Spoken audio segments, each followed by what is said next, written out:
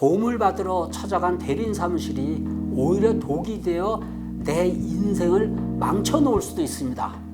안녕하세요. 스페로 스페라. 숨을 쉬는 희망은 있습니다. 여러분의 희망이 든대지기 법원 회생위원 출신 회생파산 전문법무사 최옥환입니다.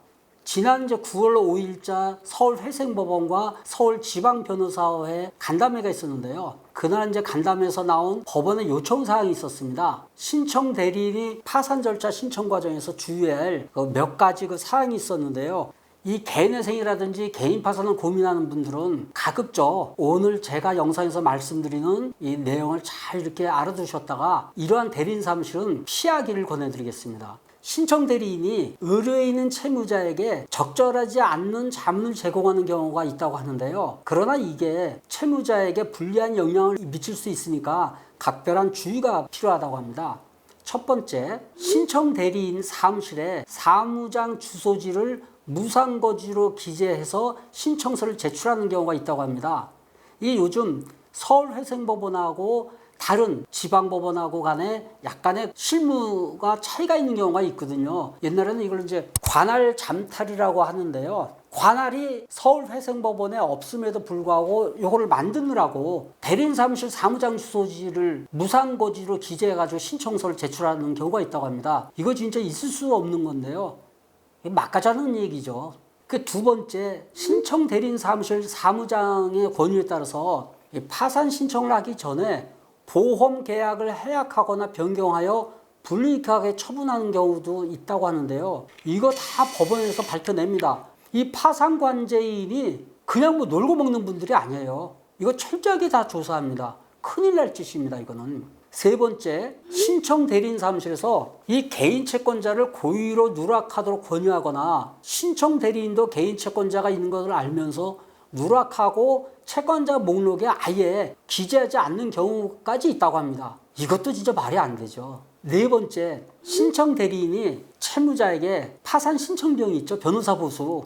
이거를 신용카드로 과다하게 결제하게 하는 경우가 있다고 합니다.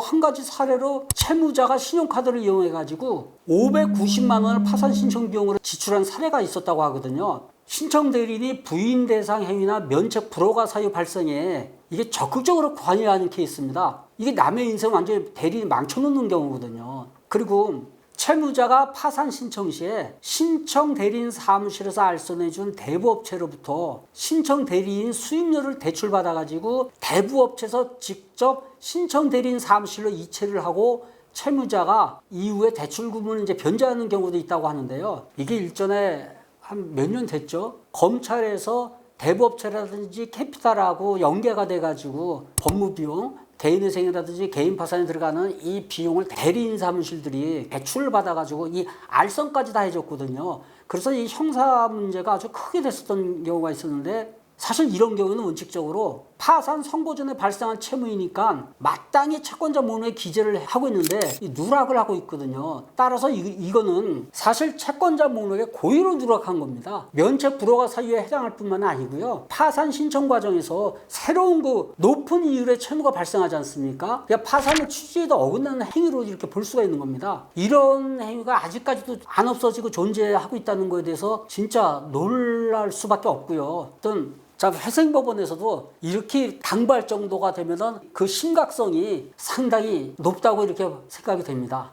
다시 한번 정리를 하자면요. 부적절한 행위를 저지르고 있는 대리인 사무실, 자칫 신용불량으로 힘들어하는 의뢰인인 채무자의 삶을 오히려 힘들고 어렵게 이렇게 망칠 수가 있습니다. 대리인 사무실 선택을 하실 때 막 이 대규모 사무실에서 요즘 인터넷을 비롯한 광고 매체에 엄청난 광고를 하는 사무실 있지 않습니까? 물론 그런 사무실 중에서도 원칙을 지키면서 잘 처리하고 있는 사무실도 있는데요. 잘 알지 못하지 않습니까? 밖에서는. 그래서 가급적이면 이러한 사무실은 피하시는 것이 좋습니다.